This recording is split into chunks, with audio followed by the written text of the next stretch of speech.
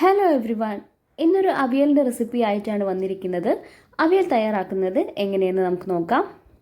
ഞാനിവിടെ കുറച്ച് കഷ്ണങ്ങളൊക്കെ എടുത്ത് കട്ട് ചെയ്ത് വെച്ചിട്ടുണ്ട്. മുരിങ്ങക്കായ, കയ്പ, പച്ചക്കായ, ബീൻസ്, പയർ, ക്യാരറ്റ്, ഇളവൻ, ചേന. ഇതൊക്കെ ഒരു മീഡിയം സൈസിൽ ഞാൻ കട്ട് ചെയ്ത് വെച്ചിട്ടുണ്ട് കേട്ടോ. ഇനി നമുക്ക് അവിയൽ തയ്യാറാക്കിയെടുക്കാം. അതിനായിട്ട് ചട്ടിയിലോട്ട് അരിഞ്ഞു വെച്ചിരിക്കുന്ന കഷ്ണങ്ങളൊക്കെ ഓരോന്നായിട്ട് ഇട്ട് കൊടുക്കാം. ആദ്യം തന്നെ കിഴങ്ങ് വർഗ്ഗത്തിൽപ്പെട്ട ചേന തന്നെ നമുക്ക് ചേർത്ത് കൊടുക്കാം. ചേനയൊക്കെ അരിയുമ്പോൾ വളരെ ചെറിയ കഷ്ണങ്ങളായിട്ട് അരിഞ്ഞെടുക്കാൻ വേണ്ടി ശ്രമിക്കുക. വലിയ കഷ്ണങ്ങളൊക്കെ ആയിട്ടുണ്ടെങ്കിൽ വെന്ത് കിട്ടാൻ കുറച്ച് പാടായിരിക്കും. ഇനി ഇതിലേക്ക് ഇളവൻ ചേർത്ത് കൊടുക്കാം. ക്യാരറ്റ്, പച്ചക്കായ, കയ്പ, പയർ, ബീൻസ്, മുരിങ്ങക്കായ.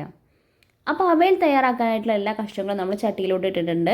ഇനി ഇതിലേക്ക് കുറച്ച് കരിവേപ്പില കൂടെ നമുക്ക് ചേർത്ത് കൊടുക്കാം.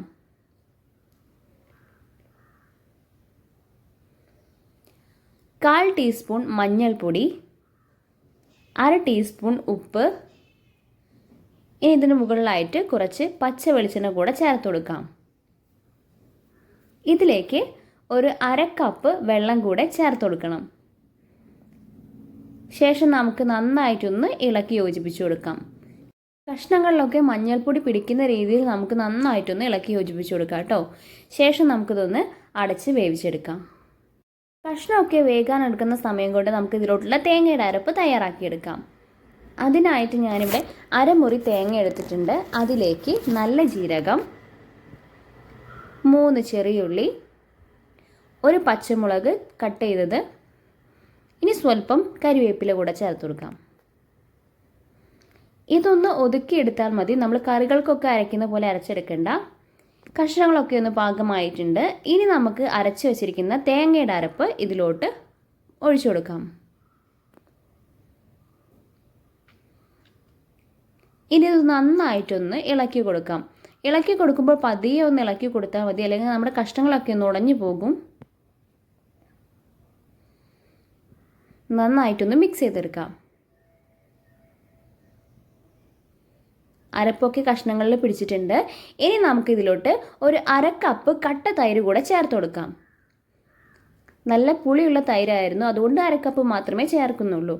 നിങ്ങൾക്ക് പുളിക്ക് അനുസരിച്ച് തൈര് ചേർത്ത് കൊടുക്കാവുന്നതാണ്. തൈര് ചേർത്ത് നന്നായിട്ട് ഇളക്കിയതിന് ശേഷം നമുക്ക് ഗ്യാസ് ഓഫ് ചെയ്യാം. കൂടുതൽ നേരം ഇതും കിടന്ന് തിളയ്ക്കേണ്ട ആവശ്യമില്ല. നന്നായിട്ടൊന്ന് കുറുക്കിയെടുത്താൽ മാത്രം മതി. നമ്മുടെ ചട്ടിയുടെ ചൂടിൽ നിന്ന് കിടന്ന് തന്നെ ഇത് നന്നായിട്ടൊന്ന് കുറുകിയിട്ടുണ്ടായിരിക്കും കേട്ടോ. അപ്പോൾ ഇത് ഏകദേശം ഒന്ന് പാകമായിട്ടുണ്ട്. ഇനി ഇതിന് മുകളിലോട്ട് കുറച്ച് പച്ച വെളിച്ചെണ്ണ കൂടെ നമുക്ക് ഒഴിച്ചു കൊടുക്കാം. അപ്പോൾ നമ്മുടെ അവിയൽ ഇവിടെ തയ്യാറായിട്ടുണ്ട് കേട്ടോ.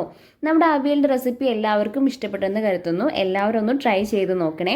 നമ്മുടെ വീഡിയോ ഇഷ്ടപ്പെട്ടിട്ടുണ്ടെങ്കിൽ ലൈക്ക് ചെയ്യുക. അപ്പോൾ നമ്മുടെ ചാനൽ ആരെങ്കിലും സബ്സ്ക്രൈബ് ചെയ്യാൻ വിട്ടുപോയിട്ടുണ്ടെങ്കിൽ സബ്സ്ക്രൈബ് ചെയ്യുക. അപ്പോൾ നമുക്ക് ഇതേപോലെ പുതിയ റെസിപ്പിയുമായിട്ട് ഇനിയും കാണാം. അതുവരെ ബൈ.